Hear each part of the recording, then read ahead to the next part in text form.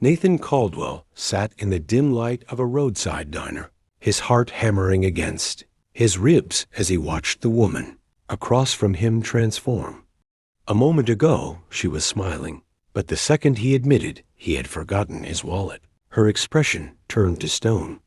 He watched her stand up, grab her designer handbag, and walk out of his life without looking back. It was the 10th time this year, and Nathan was beginning to believe that true love was a luxury his billions simply could not buy. Little did he know that the woman clearing the table next to him was about to prove him entirely wrong. Nathan Caldwell was a man who lived two lives. To the public and the cutthroat world of Manhattan real estate, he was a titan of industry, a visionary developer who had built glass towers that scraped the clouds. He moved in circles of immense wealth, where handshakes were worth millions and a suit cost more than most people earned in a year. But when the sun went down and the office lights flickered off, Nathan returned to a quiet, sprawling estate that felt more like a fortress than a home. His world revolved around his 6-year-old daughter, Lily. She was the reason he did everything, the light of his life, and the source of his greatest anxiety. Since Lily's mother had left them years ago, Nathan had become fiercely protective. He wasn't just guarding his fortune. He was guarding the heart of a little girl who had already known the sting of abandonment. As Lily grew older, Nathan felt the crushing weight of loneliness. He wanted a partner, someone to share the quiet mornings and the chaotic school runs with. However, his previous attempts at dating had been disastrous. Every woman he met seemed more interested in the logo on his car or the zip code of his penthouse than the man sitting across from them. He was tired of being a walking bank account. He was tired of the performative affection that vanished the moment he tested its depth. This frustration led Nathan to create a social experiment of sorts, a litmus test for the soul. He decided that from then on, he would go on blind dates under a false identity. He wouldn't be Nathan Caldwell, the billionaire. He would be Nate, a struggling freelance handyman living paycheck to paycheck. To make the ruse believable, Nathan went to great lengths. He bought a rusted, beat-up pickup truck that rattled when it idled.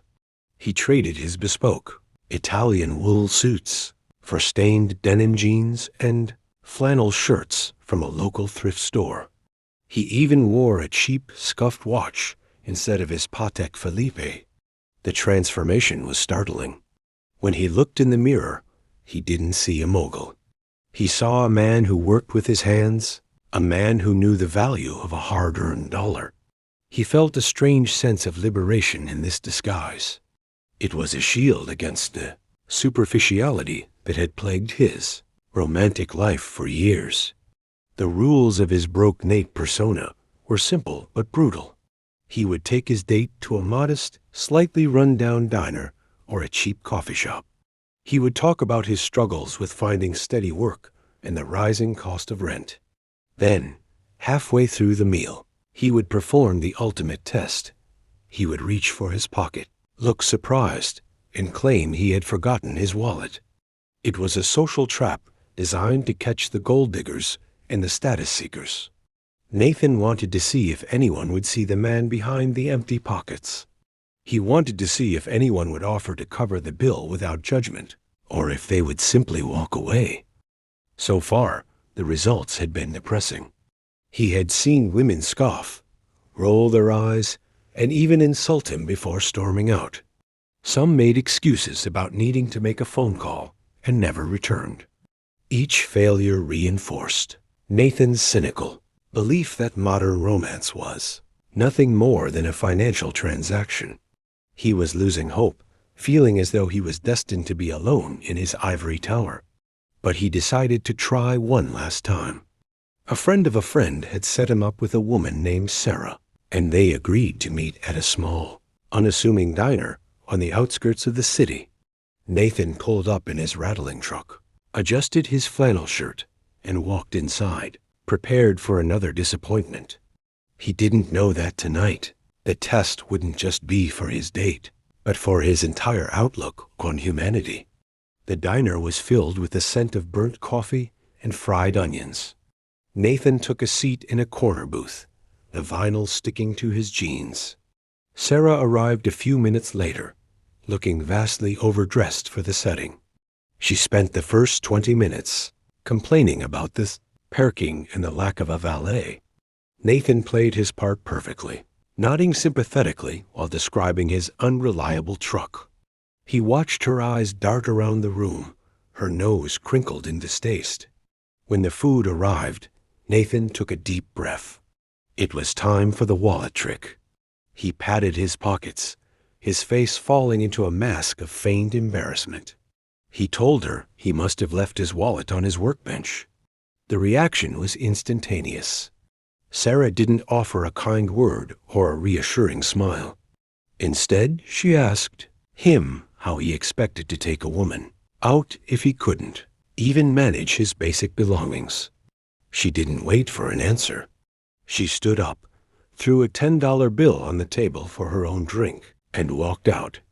Nathan sat there, staring at the Formica tabletop. He felt a familiar surge of bitterness. He was about to leave, his heart hardened once more, when a shadow fell over the table. He looked up, expecting to see a disgruntled manager, but instead he found a waitress with tired eyes and a gentle smile. Her name tag read Clare. Clare had been watching the scene from the counter. She had seen the way the woman looked at Nathan, and she had seen the genuine look of distress on Nathan's face. To her, he wasn't a billionaire playing a game. He was just a guy having a really bad day. She didn't know about his towers or his private jets. She saw a father, evidenced by the small plastic dinosaur Nathan had accidentally pulled out of his pocket while searching for his missing wallet. Claire knew what it was like to struggle. She worked 2 jobs, serving tables during the day and doing bookkeeping for a local nonprofit at night. She lived in a tiny apartment and saved every penny for her younger brother's education. "Don't worry about her," Claire said softly, picking up the discarded $10 bill. "She didn't look like she was worth your time anyway." Nathan was stunned. He looked at Claire, really looked at her, and saw a warmth that had been missing from every date he'd been on in years. He started to apologize, to tell her he'd come back and pay, but Claire waved him off. "It's on the house," she lied, knowing she would have to cover the cost of his meal from her own tips later. "Everyone has those days." "You look like you've had a long week." Nathan felt a strange lump in his throat. This wasn't part of the script. He wasn't supposed to feel guilty. Over the next hour, the roles shifted. Nathan found himself staying long after his date had vanished. He watched Claire move through the diner with grace, despite the hectic dinner rush. When she had a free moment, she came back to his table. They started talking, not about careers or assets, but about things that actually mattered. They talked about the best parks in the city, the difficulty of raising children in a busy world, and the simple joy of a good book. Nathan found himself speaking more honestly than he ever had. He told her about Lily, though he kept his wealth hidden. He found himself laughing, a genuine, deep sound that he hadn't heard from himself in a long time. As the night drew to a close, Nathan realized he didn't want to leave. He was fascinated by Claire's resilience and her unwavering kindness. She treated him with a level of respect and dignity that he had never received while wearing his expensive suits. To her, he was just Nate. He was a man who liked black coffee and cared about his daughter. For the first time in his life, Nathan felt seen for who he was, not what he owned. But as he walked to his rusted truck, a sense of unease washed over him. He was building a connection based on a lie, and for a man who valued integrity above all else, the weight of his deception was starting to feel very heavy. In the weeks that followed, Nathan became a regular at the diner. He would show up at the end of Claire's shift, still dressed in his handyman clothes. They would sit in the same booth, sharing pie and conversation. Nathan learned that Claire was a woman of incredible substance. She wasn't just a waitress.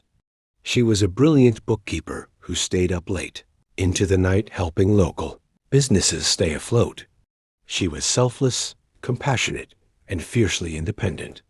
Nathan was falling in love, and for the first time, he wasn't worried about whether his partner loved his money. He knew she didn't even know it existed. However, the double life was becoming increasingly difficult to manage. Nathan found himself constantly checking his surroundings, terrified that someone from his real life would spot him in his beat-up truck. He had to be careful with his words, making sure he didn't mention his international travels or his high-level meetings. He felt like a fraud. One evening, Claire invited him back to her apartment for dinner. It was a small, cramped space filled with books and the scent of lavender. As they ate a simple meal of pasta, Claire looked at him with an intensity that made his heart skip a beat. She told him how much she appreciated his honesty and his hard-working spirit. "I've dated guys who cared about status," Claire admitted, her voice low. "They were always looking for the next best thing, the next promotion, the next shiny toy. But you're different, Nate. You're grounded. You know what matters." Nathan felt a sharp pang of guilt. He wanted to tell her the truth right then and there. He wanted to explain that he wasn't broke, Nate, but a man who could buy the entire block they were sitting on. But he was afraid. He was afraid that the moment the truth came out, the magic would vanish. He feared she would think he had been mocking her struggle. Or worse, that she would stop looking at him with that same pure affection. The tension reached a breaking point during an unexpected encounter.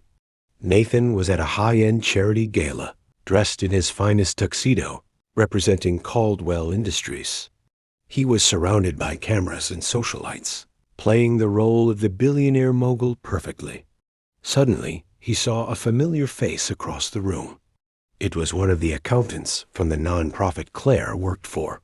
The man recognized Nathan immediately and began walking over to thank him for his recent multi-million-dollar donation. Nathan panicked. He made a hasty excuse and ducked out of the ballroom, his heart racing. He realized that the two worlds were on a collision course, and he was the only one who could prevent a total disaster. The next day, Nathan went to the diner, determined to come clean. He sat in their usual booth, his hands shaking slightly. When Claire approached him, she looked worried. She had noticed he seemed distant. Before Nathan could speak, Claire's boss came over, looking stressed. He explained that the diner was facing a massive rent hike and might have to close its doors. Claire's face went pale. She started talking about how they could reorganize the books, how they could save the place. Nathan sat there, knowing he could solve the entire problem with a single phone call. He could buy the building and give it to them. But if he did, the secret would be out. He watched Claire scramble to help her boss, her selflessness on full display, even in a crisis. Nathan realized that his experiment had gone far beyond testing dates. It had shown him the kind of person he wanted to be. He didn't want to be a man who sat on his wealth while the people he cared about struggled. But he also knew that revealing himself now, in the middle of a crisis, would look like he was trying to buy her affection. He was trapped in a prison of his own making. He left the diner that day without telling her the truth, but with a plan that would either secure their future or destroy everything they had built. Nathan spent the next 48 hours in a whirlwind of activity. He used his resources to quietly investigate the company that owned the diner's building. He discovered it was a subsidiary of one of his own competitors, a firm known for predatory practices. He could stop the eviction, but he had to do it carefully. He also knew he couldn't keep the truth from Claire any longer. The weight of the lie was suffocating him. He decided to invite her to a special dinner to celebrate her hard work, promising to pick her up in a borrowed car that was a bit nicer than his truck. When Nathan arrived at Claire's apartment, he wasn't driving the rusted pickup. He was behind the wheel of a modest but clean sedan, another part of his carefully constructed layer of lies. He took her to a quiet park overlooking the city skyline. They sat on a bench, the lights of Manhattan twinkling like a sea of diamonds. Nathan took her hand, his voice trembling. He told her he had something important to say, something that might change how she saw him. He began to explain the experiment, describing the years of disappointment and the fear that led him to create the persona of Broke Nate. As the truth spilled out, Nathan watched Claire's expression shift from confusion to realization, and finally to a profound sense of hurt. He told her about the towers, the estate, and the billions. He explained that he had used the wallet trick as a shield. Claire pulled her hand away, her eyes filling with tears. "So, this whole time, you were watching me?" she whispered. "You were testing me like some kind of lab rat? You watched me struggle to pay for your meal. You watched me worry about my job, and you just sat there?" Nathan tried to explain that it started as a test, but became something real. But the damage was done. Claire stood up, her silhouette sharp against the city lights. She told him that while he was playing games with his identity, she was living her actual life. She told him that honesty wasn't something you earned. It was something you gave. To her, the money didn't matter, but the deception did. She felt like their entire relationship was built on a foundation of sand. She didn't care about the billionaire. She cared about the man she thought was her partner. She told him that by pretending to be broke, he had proven he was actually the one who was morally bankrupt. She walked away, leaving Nathan alone on the bench, surrounded by the vast wealth of the city that suddenly felt completely empty. The days that followed were the darkest of Nathan's life. He returned to his mansion, but the rooms felt cold and hollow. Lily asked about Miss Clare, and Nathan had to struggle to find the words to explain why she wasn't coming over. He realized that in his attempt to protect himself from being used for his money, he had used someone else for his own emotional security. He had been so focused on finding someone worthy that he had failed to be worthy himself. He saw his wealth for what it really was, a tool, not a definition of his character. He decided he had to make things right, not by writing a check, but by proving he understood the lesson she had taught him. He began by saving the diner, but he did it anonymously through a third-party foundation, so Claire wouldn't feel beholden to him. He then turned his attention to his own company, shifting its focus toward affordable housing and community development. He started living more authentically, shedding the Broke Nate disguise, but also stepping away from the billionaire Nathan persona. He spent more time on the ground, listening to people's stories without a hidden agenda. He hoped that one day he could show Claire that he had finally become the man she thought he was. He sent her a letter, not asking for forgiveness, but simply thanking her for opening his eyes. 6 months passed before Nathan saw Claire again. He had heard through the grapevine that the diner was thriving and that Claire had been promoted to a senior role within her nonprofit. Nathan had changed too. He was still wealthy, but he no longer let his fortune define his interactions. He had stopped the games. One rainy afternoon, he walked into the diner. He wasn't wearing a thrift store flannel or a tuxedo. He was just wearing a simple, clean sweater and jeans. He sat at the counter and waited. When Claire saw him, she paused, her tray of coffees wobbling for a split second before she regained her composure. She walked over to him, her expression guarded but not unkind. Nathan didn't wait for her to speak. He looked her in the eye and apologized, not for being rich, but for being a coward. He told her about the changes he had made in his life and his business. He told her that he had finally learned that the most valuable thing he owned wasn't his real estate portfolio, but his integrity. He didn't ask her for a second chance at a relationship. He simply asked for the chance to be her friend, to start over on a foundation of absolute truth. He reached into his pocket and pulled out his wallet, placing it firmly on the counter. "I have my wallet today," he said with a small, sad smile. "And I'd like to pay for everyone's coffee in the diner, if that's okay with you. Not as a stunt, but because I can, and because I want to." Claire looked at the wallet, then back at Nathan. She saw the sincerity in his eyes, a depth that hadn't been there before. She realized that he had finally stopped hiding. She didn't give him an answer right away, but she poured him a cup of coffee and sat down on the stool next to him. They talked for hours, not as a handyman and a waitress, and not as a mogul and an employee, but as two people who had both learned something about the human heart. The transition back into each other's lives wasn't instant. There were many conversations, many explanations, and a slow rebuilding of trust. Nathan introduced Claire to Lily, and the two of them hit it off immediately. Claire brought a sense of groundedness to their lives that they desperately needed.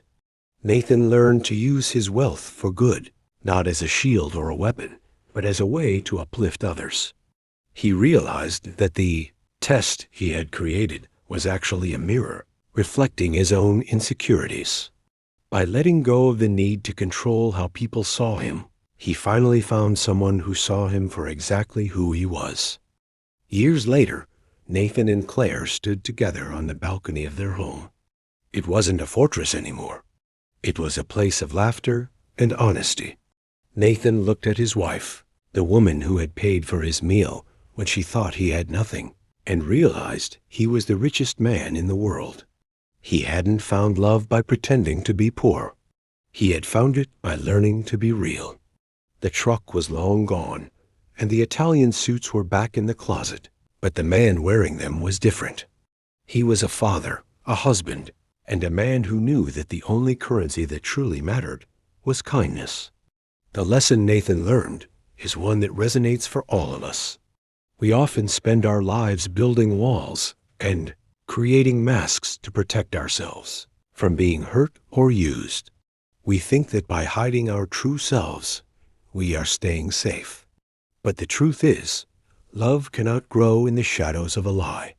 It requires the courage to be seen, the vulnerability to be judged, and the strength to be honest. Nathan's wealth was never the obstacle to his happiness. His fear was. Once he stepped out from behind the disguise, he found a life far more valuable than anything $1 billion could ever buy. In the end, Nathan Caldwell discovered that the greatest fortune isn't found in a bank account, but in the heart of someone who stays when the world thinks you have nothing. True connection isn't about what you can provide, but who you are when all the layers are stripped away. May we all have the courage to put down our masks, to stop testing those around us, and to lead with the kind of honesty that builds a foundation for a lifetime. Because at the end of the day, a wallet can be forgotten, but a person's character is never lost. Thank you for listening to this story of transformation and truth. If this moved you, remember to cherish the people who love you for your soul, not your status. Until next time.